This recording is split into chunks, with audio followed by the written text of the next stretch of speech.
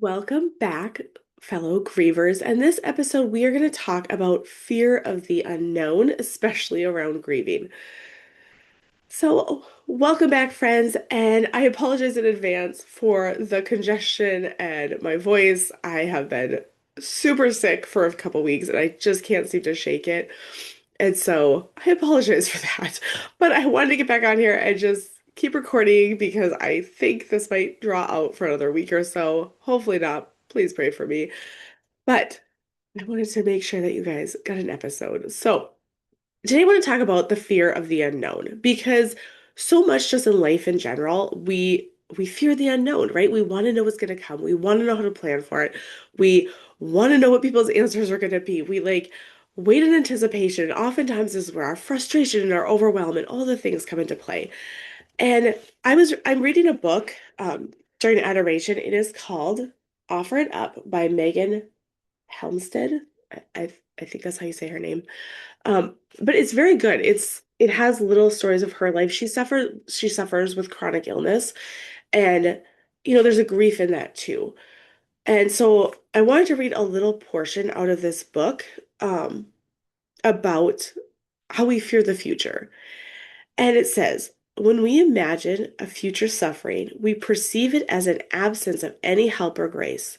In reality, God's grace will be available and plentiful in any future trial to help us endure it and even spiritually benefit from it as long as we are open to accepting that grace. And I think that's so true. The part that really stuck out to me was when we imagine a future suffering, we perceive it as an absence of any help or any grace, right? We just think like, oh my gosh, this is going to be awful and I'm going to have to figure it out. I'm going to be alone. I'm going to have to take care of it.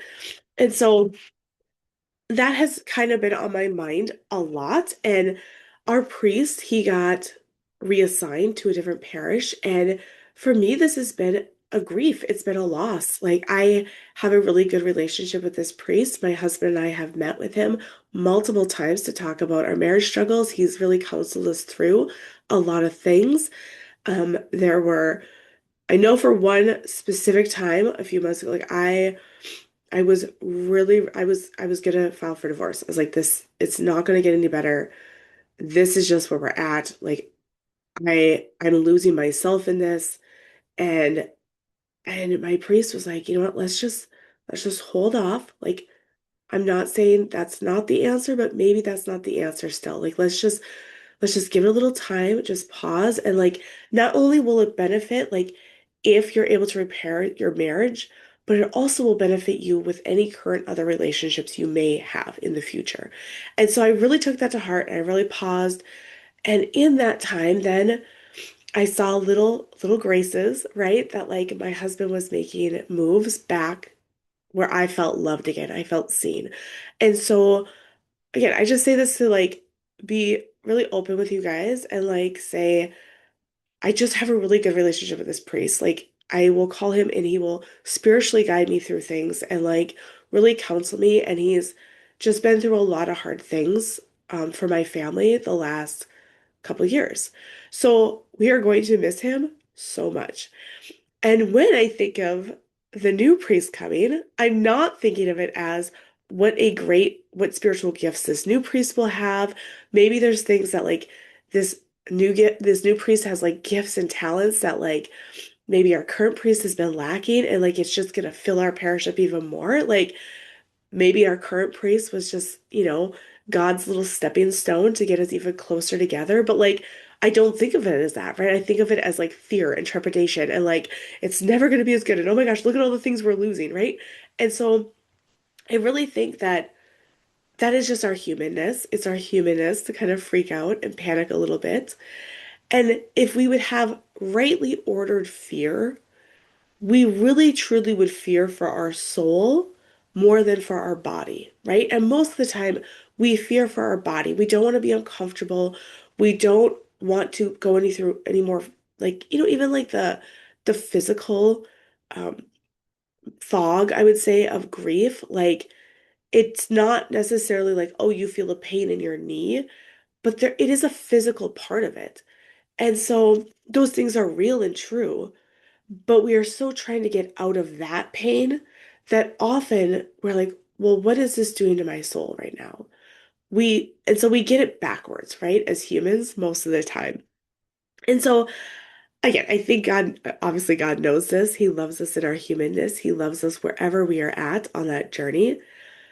But just as much as we don't know what the future will bring when it relates to fear, we also don't know what the future will bring when it relates to truth and goodness and peace and love and all the gifts of the Holy Spirit. And so I have been grieving the loss of our priest, but then when I talked to him the other day, he's like, because there's a youth group going, or we're planning on going with our current priest to Steubenville. And it's just, oh, what a great opportunity this will be. And can you still go with them? And he's like, no, because I'll be moved to my new parish. By that time, I need to give my heart to those parishioners. He's like, and this will be a beautiful opportunity for your new pastor to get to know these youth so quickly, right? He will form, like if he goes, he's like, it's set up so he can go with them. It will also give them so many fruits and benefits of meeting this new priest. And just what a grace and beautiful thing that can be. But my mind has been spiraling on all the things that are bad. And again, the fear, right? Just the fear. And so I think too, when we've lost a loved one, we have the fear of other people dying. We we fear, again, like the more physical pain for ourselves, we fear the mental anguish that we will go through if something else happens or somebody else dies, because we know how hard it is currently losing that loved one. And so we cling to these things then, right? That will bring us a little bit of relief. So it might be a relationship that is not good for us. It might be, addiction, which can even be like our phone, overuse of our phone. It can be gossip or lying. It can be anything that really brings us a brief reprieve from what we're feeling physically.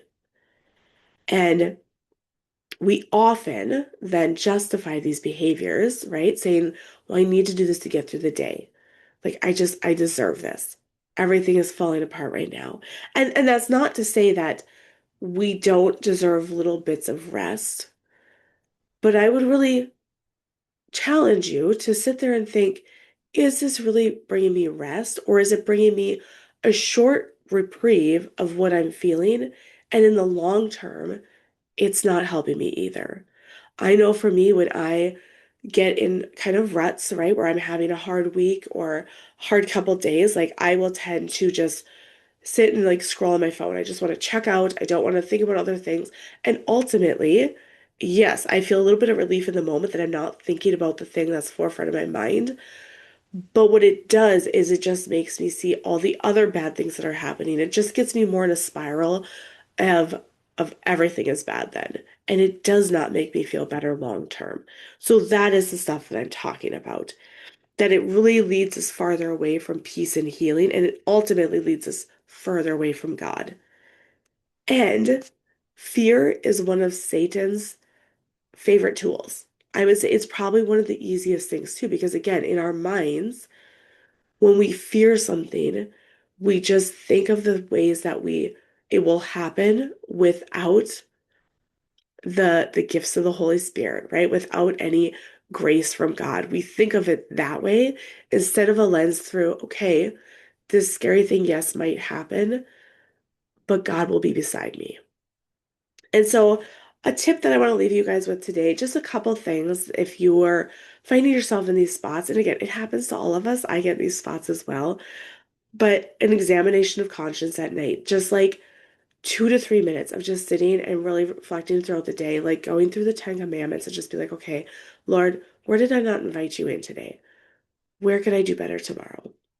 And we see like the big things, right? We're like, for me, the obvious ones are like, okay, I spent too much time on my phone. I snapped at my kids then, right? But what are the less obvious ones? And so if we practice the habit of doing an examination of conscience daily, like we just get in more tuned with those things. Also, I like to ask myself, how can I draw 1% closer to God today? Or how can I draw 1% closer to God this week? Okay, maybe it means putting my phone down 10 minutes a day.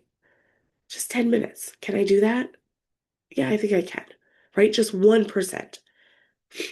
Also, I encourage you guys, if you are Catholic, to go to confession. This is a great way to just really feel refreshed and renewed. And even if maybe if you're not there, I would at least in my mind like invite God into that space and just be like, Lord, like this is my heart. Like I'm really struggling with going to confession. I want to go. I want to feel close to you, but I'm really struggling right now doing that, making that step. It feels overwhelming. It feels hard. I feel like there's gonna be guilt and shame. But I know that there's peace that comes with it, and I just can't bring myself to do it. So just be totally honest with him about why and where you're at with that.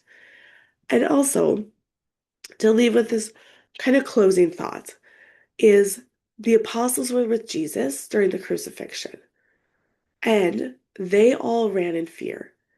And then they hid in a room. They were so fearful. And God came to them and met them where they were at. He came through the wall in a locked upper room and he met them where they were at, right? They had so much fear onto death, right? They thought they were going to die like Jesus did. And once they had the Holy Spirit, once God came to them and appeared to them, right, at the Pentecost, they were able to go out with, I would say, no fear, right? Maybe they had fear occasionally, but ultimately they went from the most fearful people to the most free witnessing people. And what changed? The only thing that changed was that the Holy Spirit came into their lives. So I would just invite you to sit with the Holy Spirit and just ask Him to be with you, to help you not fear things that God is not asking you to fear, or fear things that you really can't change, but to also be aware of the ways that He is asking you to change. All right, you guys. So please, again, please pray for me. Please pray that this cold goes away. You guys are in my thoughts and prayers always. And as always, if you would like to talk to somebody, I have a free grief consult call on my website at www.catholicgriefcoach.com.